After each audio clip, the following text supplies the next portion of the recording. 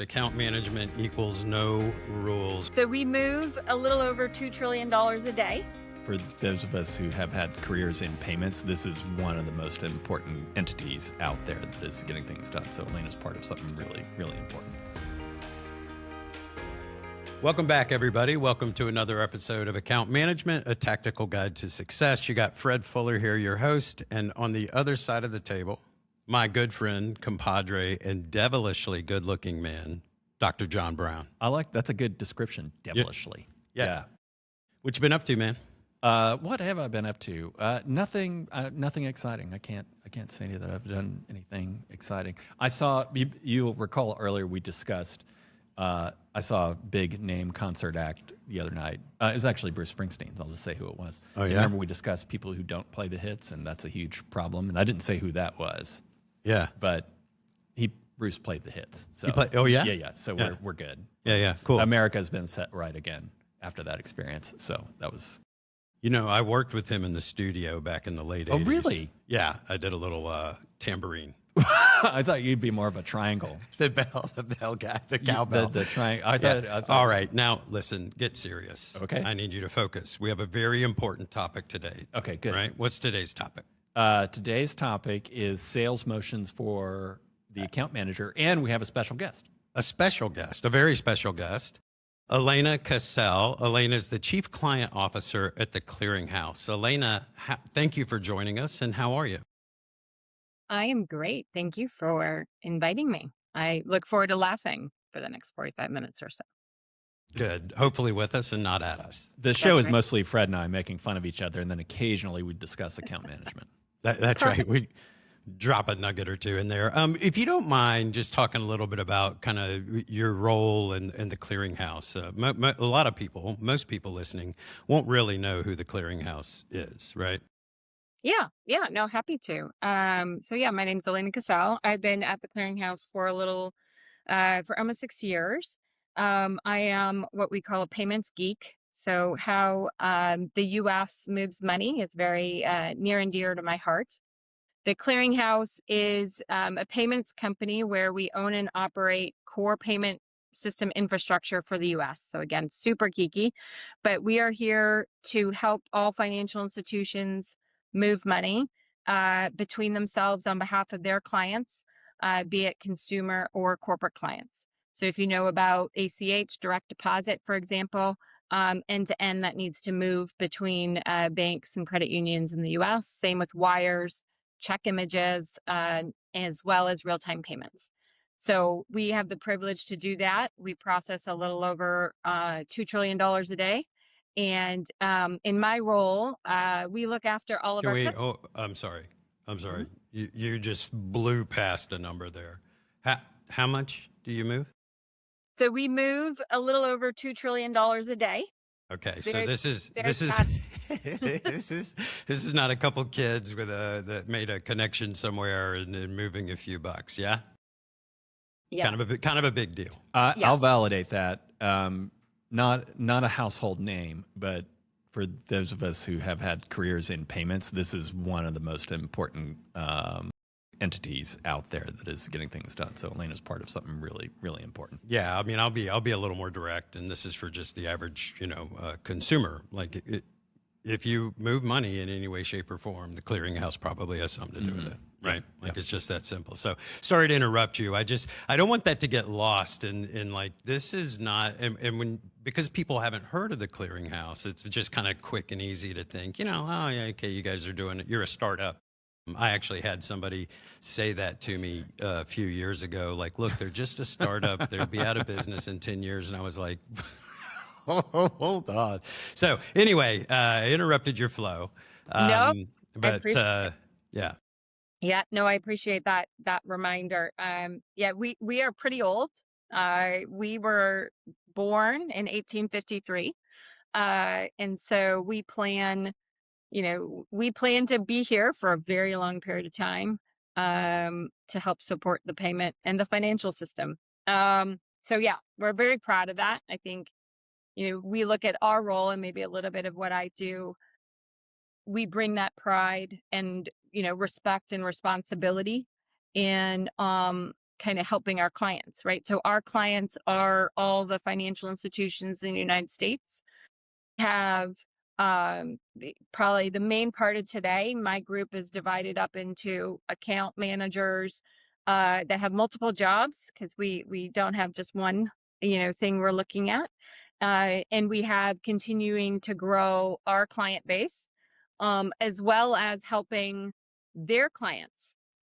So it's a very direct and indirect model in a lot of ecosystem partners, I'll call it. So however, our clients, what they need, we kind of help bring partners along that journey, because we know at the end of the day, it's the collective that succeeds, not just us as an organization.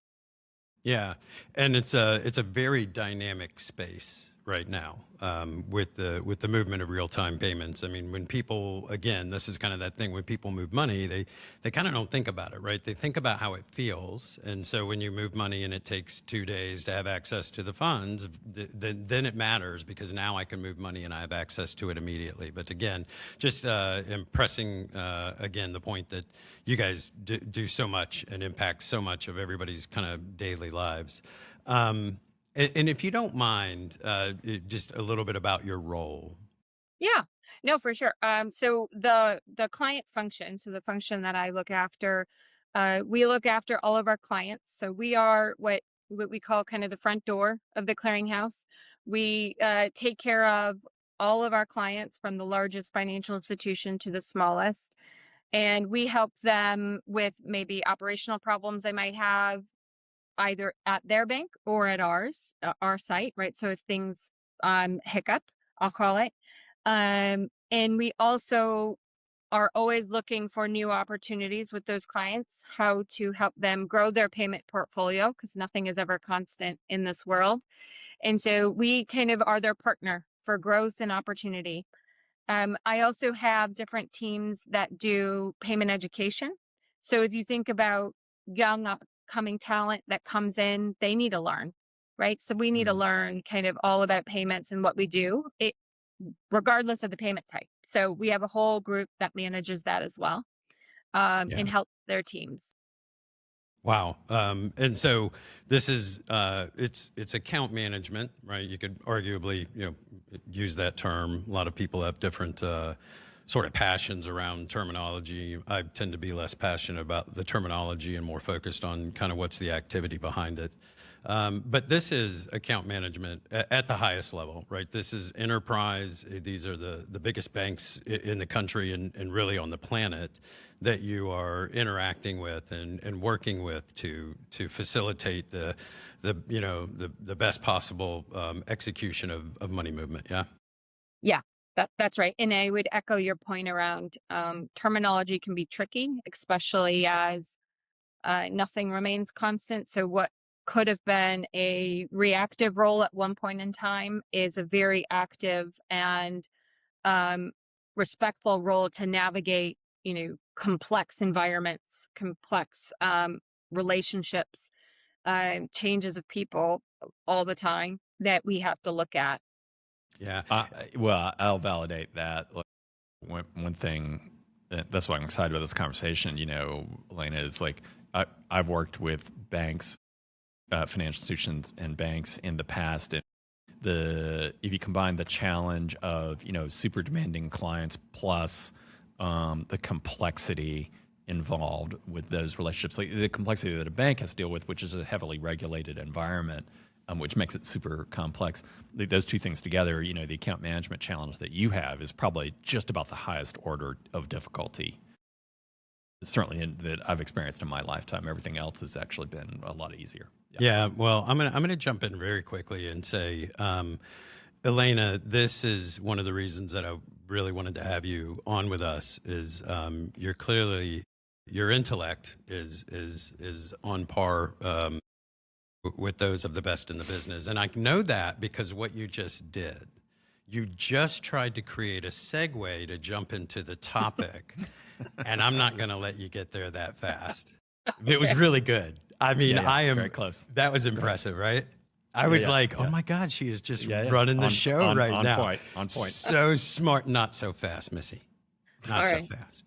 All right. All right. So I happen to know a little something about you, kind of on a personal level, and this is something that came out over a dinner where I almost drank a candle. And As yeah, one this does. this was this that we're not even going to go into that story. The four of us at the table laughed about that for 2 days. We were texting each other on airplanes like the most, but we're not going to talk about that.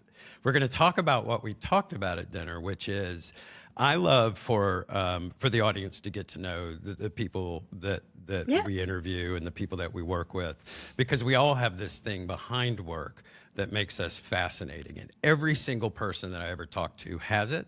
I don't, most people are like, well, I've never really done anything. I'm like, baloney, you've done something. You've done something. And you have done something. You were a competitive diver at a pretty high level. Do you mind talking about that momentarily? Or for a Sure. minute? Sure, I will try, and you can call me out if I'm not sharing sufficiently. But yes, I was a diver, high school and college, mainly.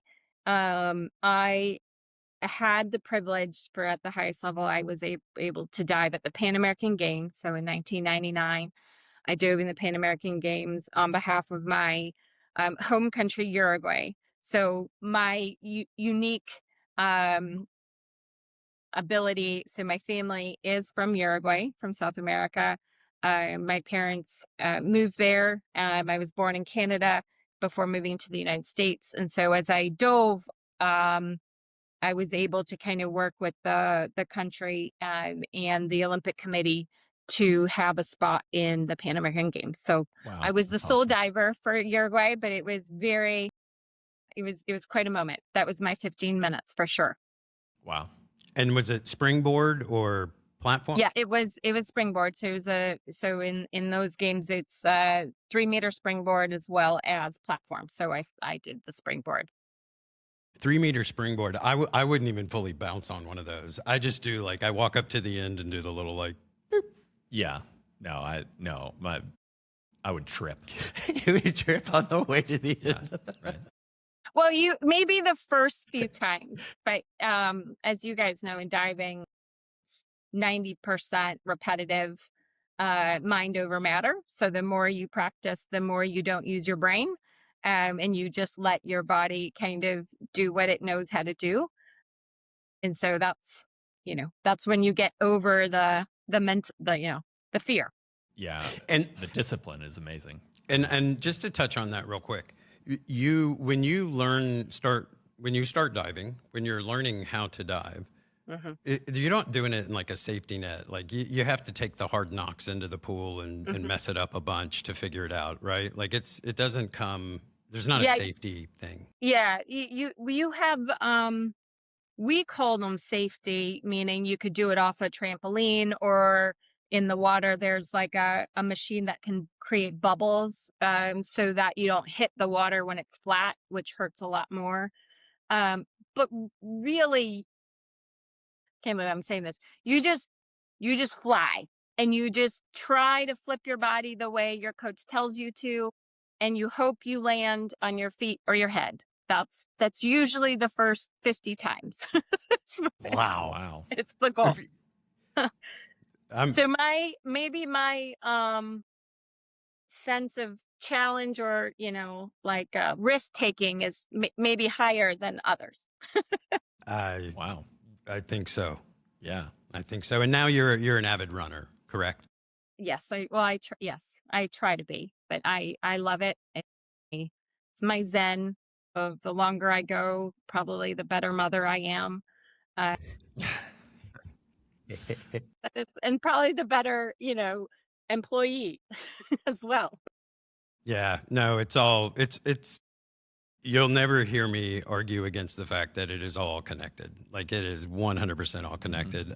Well, look, I thank you so much for sharing that. I texted you at the last second, can we do this? And you're No such a worries. sport, and I think it's really important, right? It says a lot about who you are. So I love to jump into that. But now we'll jump into the topic at hand because you don't have all day. Sales motions for account managers, and so I think if we throw a bunch of different words at it. It is, how do you take the account management function and mindset and move it into more of a sales mindset? John, is that Yeah, fair? that's the topic. Yeah. Anything you'd add? No, no.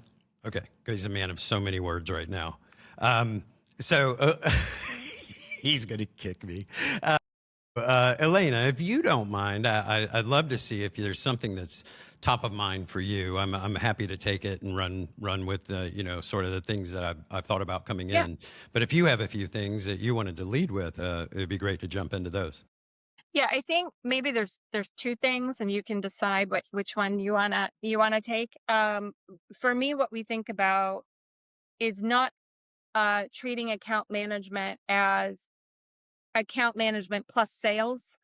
So I don't want to turn an account manager into a sales executive, for example.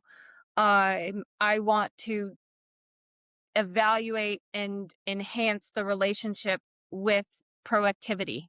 And how do we partner with our clients to proactively help them create value for whatever they want to do? Those are the two kind of things we talk about all the time as we continually evolve ourselves. Is, for many organizations, it might be as easy as, bringing salespeople in and kind of sub creating a role. For us, it's not that way. And we very much look at our account executives and don't want them to be sales. I don't want sales to be account managers. They each bring tremendous strength as their primary focus.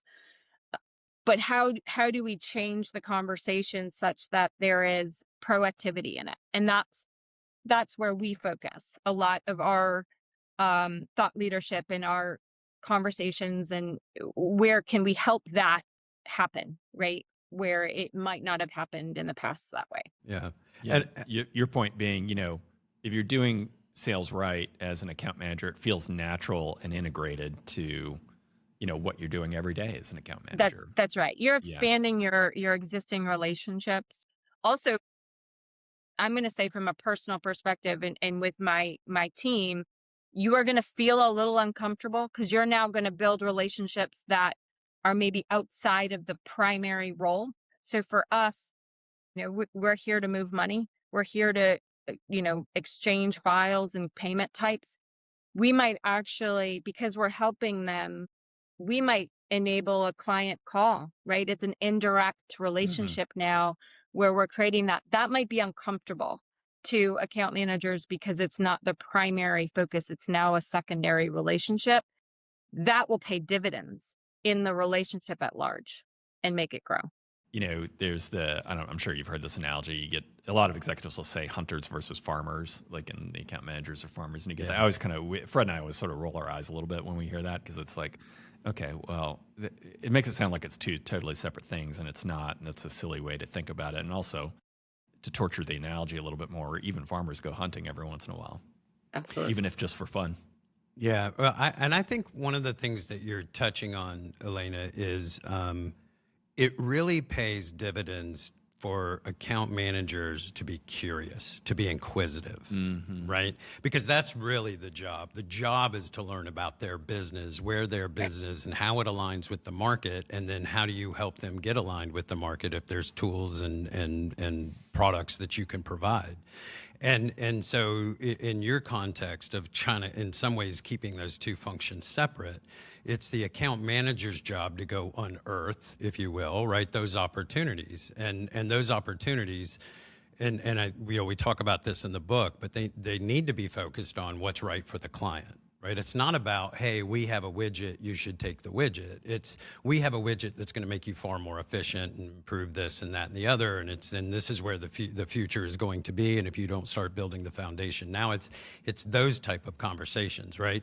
And when they get enough traction in those conversations, if you have a sales counterpart that you can pull in for the sort of the contract negotiations or the nitty gritty or that kind of thing, right?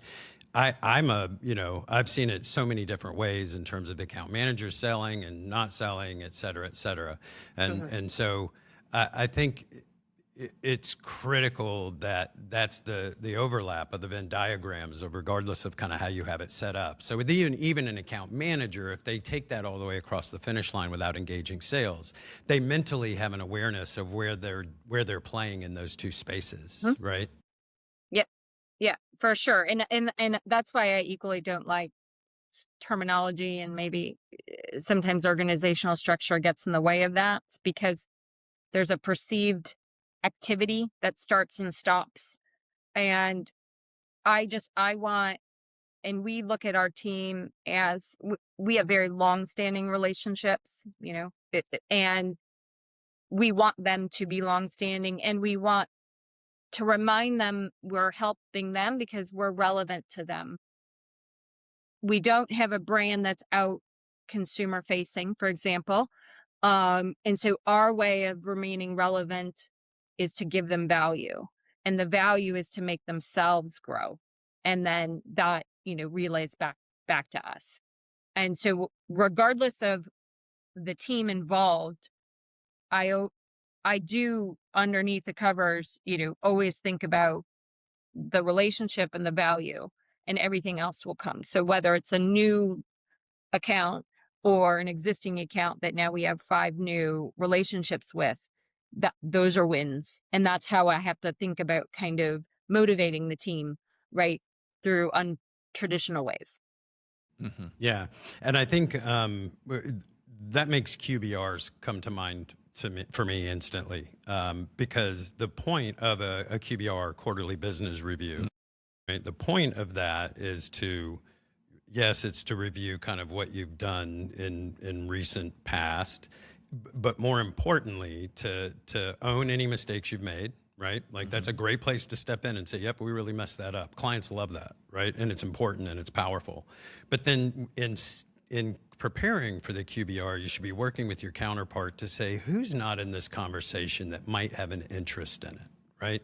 Is there somebody over in the marketing side that if they were to sit in, because what you're really trying to do in a QBR is broaden your audience. Yeah, well, the other big point we've talked about this a lot is like you're there to resell the value prop of what you're already doing. So that's the on ramp to selling something else, maybe the new product or some of those other things. Elena, what's Yeah. your experience with that? We're I'm pausing because we're always on a yearly basis, we evaluate the value of the QBRs, and what we want the end in mind to be versus what we think the clients want the end in mind to be, and finding that synergy. What we're going through now is, and maybe this is a tactical example, but 10 to 15 minutes should be about what was done, validate that, reinforce maybe what went well, what didn't. The rest needs to be, what does the next quarter, half year look like? That's important to the client. And sometimes that ratio was the other way around. And so everyone checked a box and felt good, Yep. but then we didn't know what we were jointly marching towards to create value. Right. And so it ended up being more of an administration exercise or vendor exercise rather than a business, conversation. So that's the kind of lean we're doing now. And I'll let you know in a year how that goes. That's a great evolution, though, for any account team to start leaning more that way. And it's great you start with, hey, here's what happened in the past. Again, you're reselling our existing value proposition, right? Like, here's what we've done for you. That's an important step. But then you're using it as the on-ramp to that sales piece, which is super important. You get a ton of pressure to, emphasize the sales piece more and more from your product team a lot of times, or even your sales team. It's good. You should totally do that, but not forgetting about that upfront piece is, I think, really, really important. It's great that you're doing both. Yeah, and I think some of the most successful QBRs are the QBRs that are created in conjunction with the client, right? So it's not, hey, we want to come and do a dog and pony show for you. It's, hey, we want to come in and talk about these things. By the way, my boss would like to meet your boss, and all that good stuff. But let's, as I prepare for this, I would love to align with your roadmap and like, where are you guys going and what are you guys doing and how do we find those sweet spots, man? We want to do more with you guys. We can be powerful. All that, those sort of collaborations are really powerful, and you're mentally already getting some agreement and buy-in, right, on some of the things that what it might look like going forward, and Yeah. that's all based on the strength of the partnership. Yeah, and I think sometimes, I don't even think about selling something new in that cycle. It's you have a new boss and what's important to them. And it Hmm. could be, hey, we actually want a touch point call more often, or you know what, we don't. We would rather an email. So that is looking ahead. I also think about those things as evolving proactively the relationship, because that's important to them. And we have, people shift in our clients all the time, right? It's quite normal for people to rotate. So, uh, and this is the only place to catch it, you know, casually to know what's priority to them, how they think about it, how they think about the relationship. What are they bound by? What are their KPIs? Right? That's the place. Yeah, it's seek to understand and then be And then be understood, understood. That's right? exactly right. Elena, I have a question for you. So this is something that comes up a lot, particularly for somebody in your role as an account management leader, where when you have an account team that actually does some selling, which is pretty important.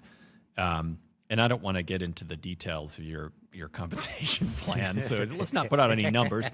But but the question is, like, how do you think about philosophically about, there is usually anything associated with sales has a pool of incentive money associated with it from your organization, and you have to sort of think about how you divvy that up and the rules and all those kinds of things. How do you think about that topic? Um, yeah, so maybe I'll preempt that with an asterisk that the clearinghouse is a nonprofit organization. So we're a consortium that, we have owners that funds our activity. So we're a cost recovery generally. So Ah, our okay. our model might be a little different than maybe some others that are more Hmm. commercially driven. But what we do is we have what we say commercial mindset. So our sales goals are a little bit more team, so not individual. They Mm-hmm. are categories, regardless if you're an account manager or a sales Okay. executive. So they are similar, slightly skewed to, for new accounts, say for real-time payments, because we were just talking about that. There's more opportunity for new banks to join. So those are sales targets rather than account management targets. Mm-hmm. Um, and we tie it to um, what we call volume. So $2 Mm-hmm. trillion a Yep. day equates to a certain number of transactions. That's what we focus on. And then the team will work together for that goal, and any standout will be compensated for that. So we'll have a bucket. I'm going to say a bucket of money, but we'll have a pool that then is more of a team, because the way we work, it has to be a bit dynamic that way rather than individual.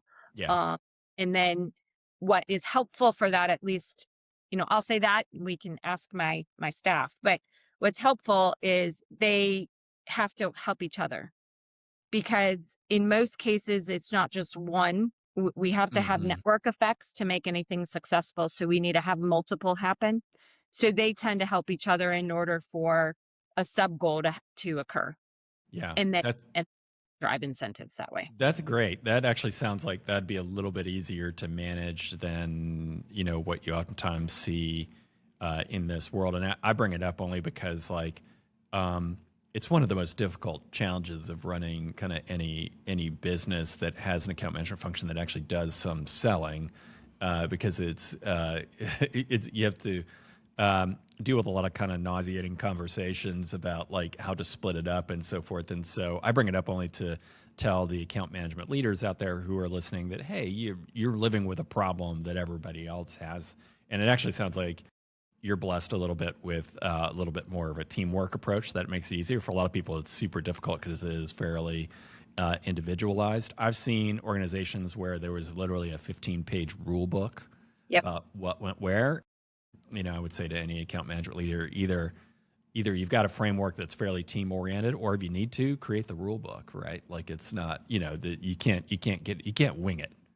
No, Yeah, I think the finale statement on that, and it's really important if you have an account manager team that you want to actually be involved in sales. Yeah, I Yeah. think Go ahead, I was Elaine. going to make it maybe in my prior lives in other more commercial organizations. The best advice is you make it very clear. There Yeah, yeah, should be that's right. no ambiguity to how you're incented, and it either I could say that from either a team dynamic or an individual dynamic. Hmm. That's what motivates people, right, to work hard and to take risks. And I think what we're a very risk averse organization, Hmm. and Yeah, so everything associated with banking tends to be that way. Wow. Yeah, What? yeah. Oh my gosh. Oh, I know, yeah. shocking. Yeah. But you have to kind of tie incentives a little bit to the organization at large. But I would 100% agree. You build your playbook if there's not one given to you, and it has to be very clear. Otherwise, you end up getting it done once, and then it you don't win the next few times. Yeah. Elaine, what I'm going to shift topics. I think that's so right on. I'm going to shift topics a little bit, just ask something else. How do you think about a lot of really, really great account managers are the type of people that are, and we talk about this a lot on the podcast, they come from all walks of life, but what the thread that they tend to have, a couple threads they tend to have in common is they tend to be relatively detail oriented, and also like they tend to be, this is going to sound weird, like really caring people, like the type of people who care about other people, and the really good ones. And that's not always the same kind of person that is maybe the world's most aggressive Right. salesperson. What yeah, you know what I mean? Yeah. And whereas like the world's greatest salespeople are, they tend to be, they can be introverts, they can be all these different things. The through line tends to be they tend to be fairly competitive They people, lean, yeah, right? lean forward. Lean, yeah. And so my question to you is like, what do you say, or how do you encourage an account manager that maybe is not wanting to lean into kind of the sales aspect of their job? Yeah, that's a really good question, because personalities are, you can't change people's personalities. You can change people, and it doesn't work, right? So I would agree with kind of maybe the stereotype, and there's obviously differences. The way I think about it with account managers that are, because you're right, they care and they nurture, right? That's their whole Yeah. goal, is to care and nurture. And when I'm asking them to be a little uncomfortable, that goes against everything that they're doing, because they need to build a new relationship without burning a bridge somewhere else. The way I look about it, I this is going to sound kind of awful, but it's you can help and care and nurture your existing folks by expanding, because you're helping them, your core group and your core accounts, by expanding and doing more and opening their eyes to more of a process. So I try to just put it in the heads of, you are helping, just in a broader way. Because at the end of the day, if they look good, you look good, right? Like, help Yeah. me, you kind of thing. And as long as they see that they are helping their client just in a new way, they rally, they enjoy that part of it. They have to put it into their mind frame of how they work, rather than saying, go sell me this new thing and expand, the relationship. It's more about, well, if you help there, you'll end up helping exactly what you set out to do, and their annual report's going to look even better, Yeah. which is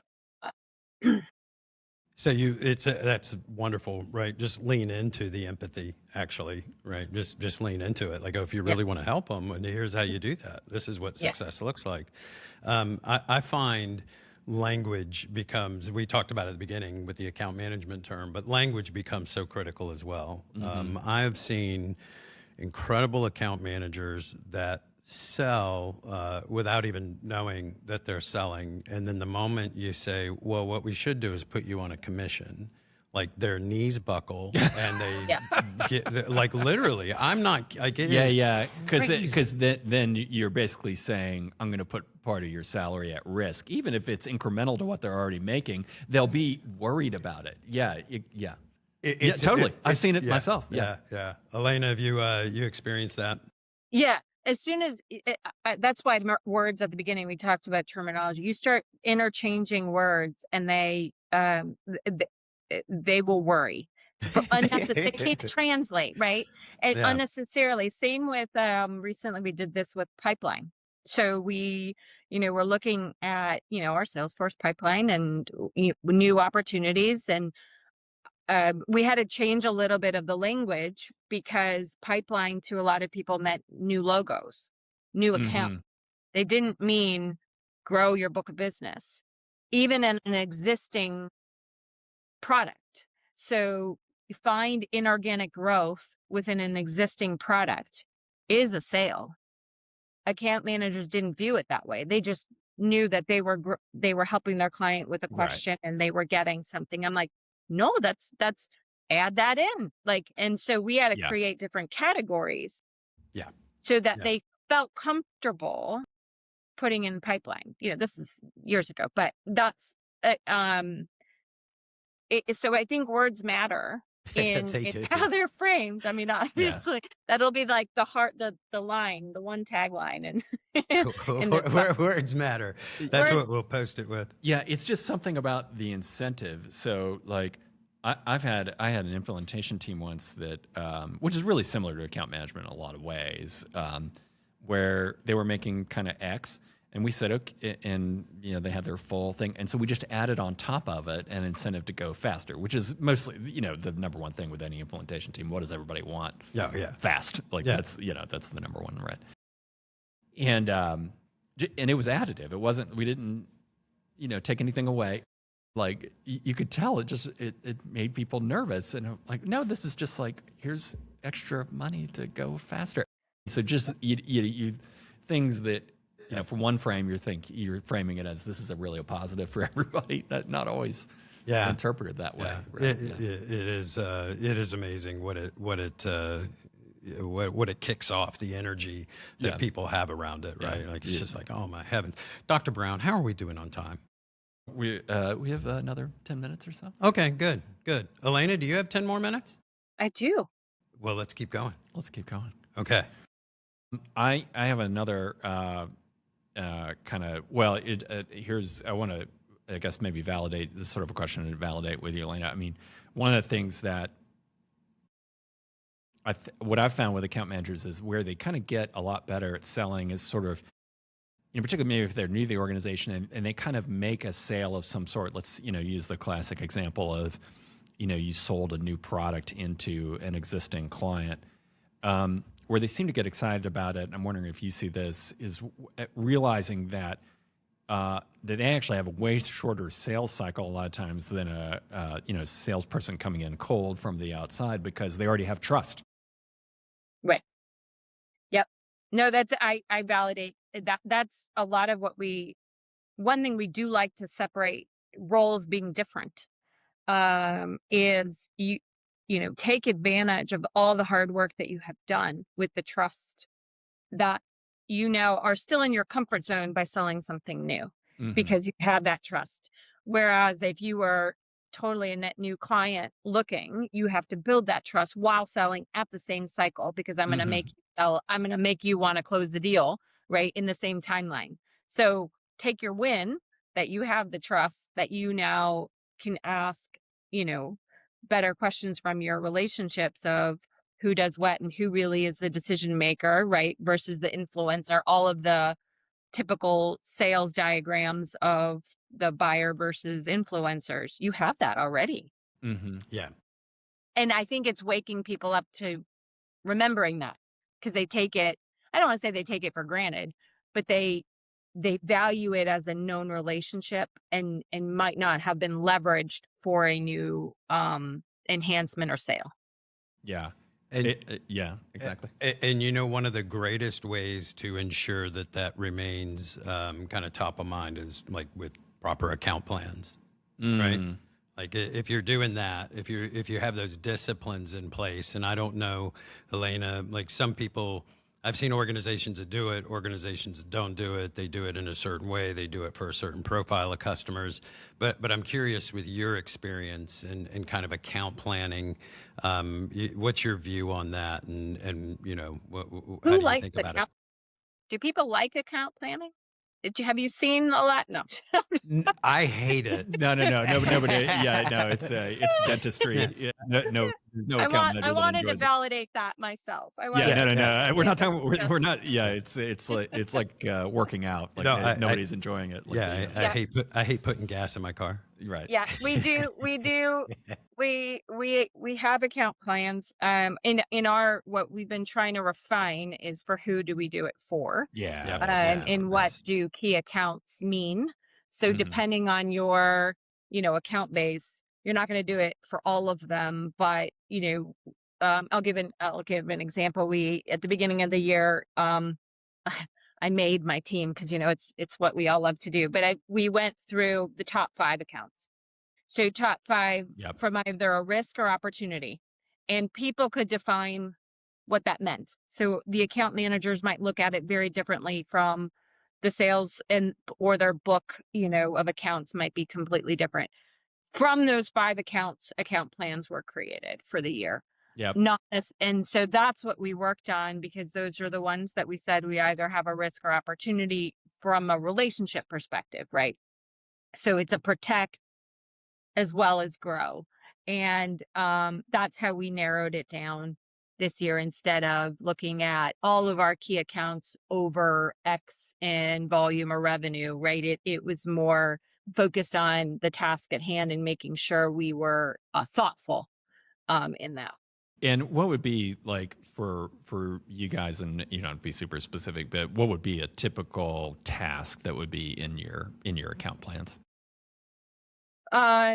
Yeah, that's a good question. So we have a section on, well, relationships to contacts. So making sure by either the Yeah. products that we offer or the relationship, what is who's our different buyer personas and influencers, as well as changes to that.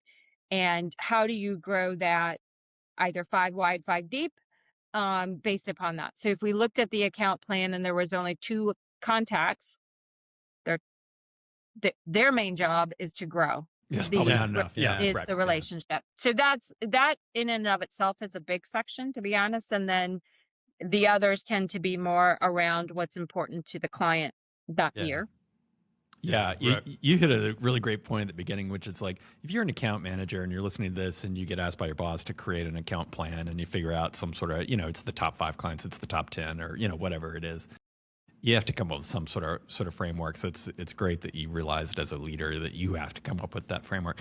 But if you're not enjoying that activity and then you have to present it and then you get a lot of questions and it's super painful, here's the insight for you. Your boss doesn't enjoy doing it either. So I don't know.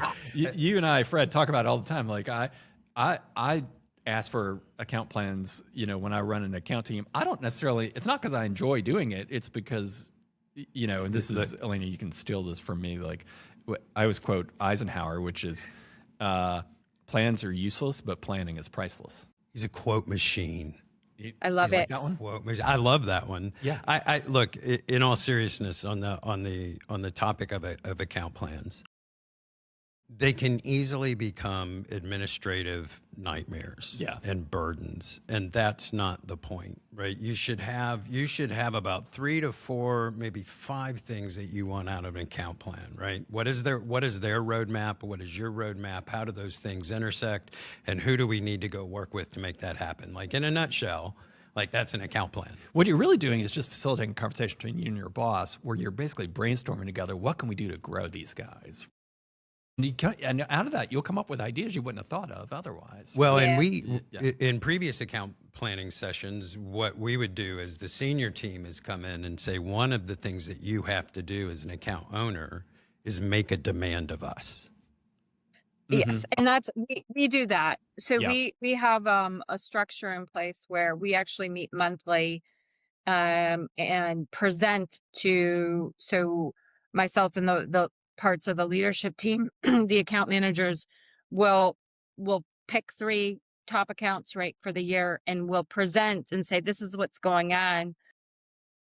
This is where I'm stuck and I need help here. And, or, everything's fine, but we think this is going to happen in the next quarter. So I need you to know in case someone calls. Cause a big part of, for us at least, our clients can come in from any direction and they can come to the top of the house or straight to product or to ops.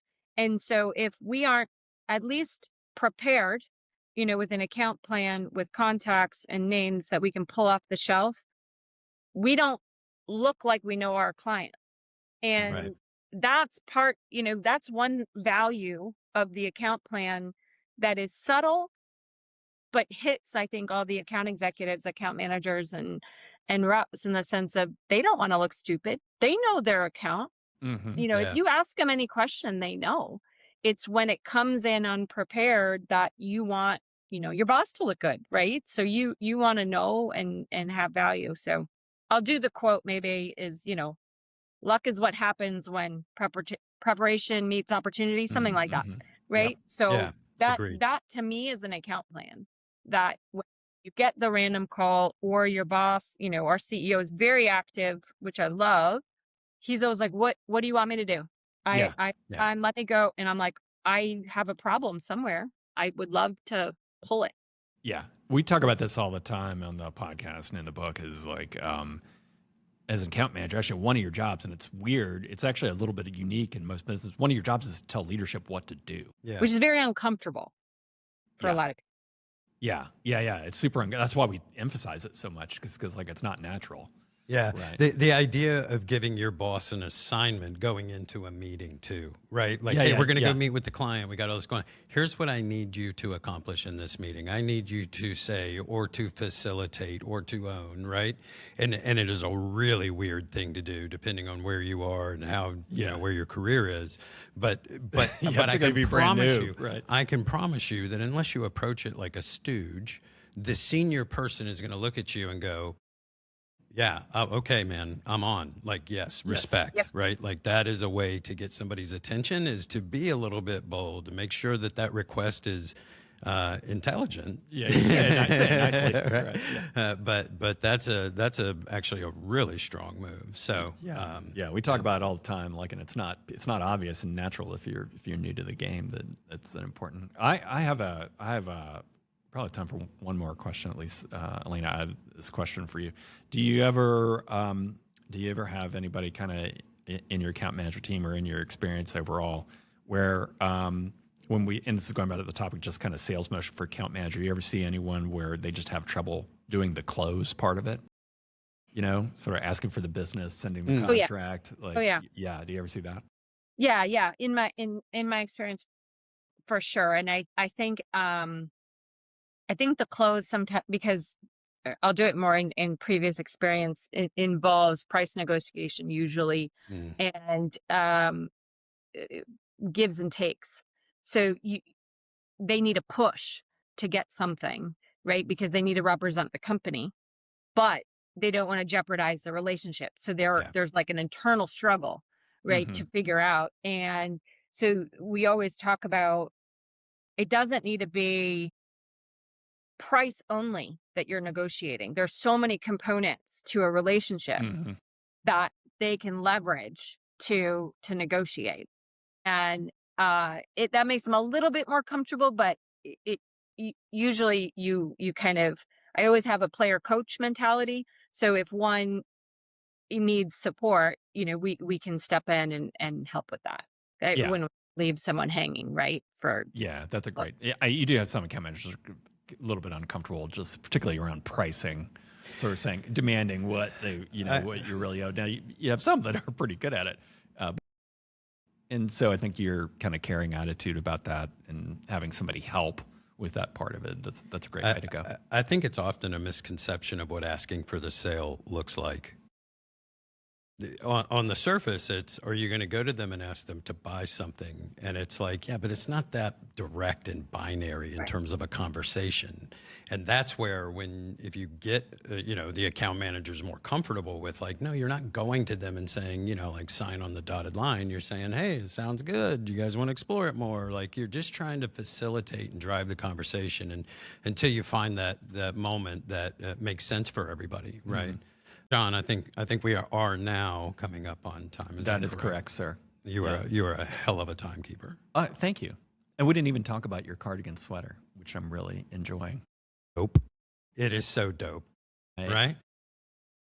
Yeah. I bring it up only because Elena pointed out that before we started the episode that there's the number one person who can pull off a cardigan is, of course, Fred Rogers. And you're named Fred, so you're probably like 1A on the cardigan. Elena, I'm so sorry for the background noise here. No, look, this has been outstanding. Elena, you are such a sport. Like I said, I sprung it on you earlier to talk about some of the diving and stuff, and I really appreciate you being open to that. I really enjoyed the conversation, and any closing thoughts from your side? No, it's been fun. I think I would say for account management, but there's no rules. You can make your that works for you and your clients. So, I mean, you end up with a rule book, but just take it and, work with your clients. I think it's really great for you that you said that, because, the phrase we always use for that is account management is a world of gray. And, for people to hear that, it's one thing to hear from Fred and I, but for people to hear that, we all have the same challenges in this world of account management, to hear it from somebody like yourself in it day to day, it's just fantastic. So we really appreciate you being here. I love it.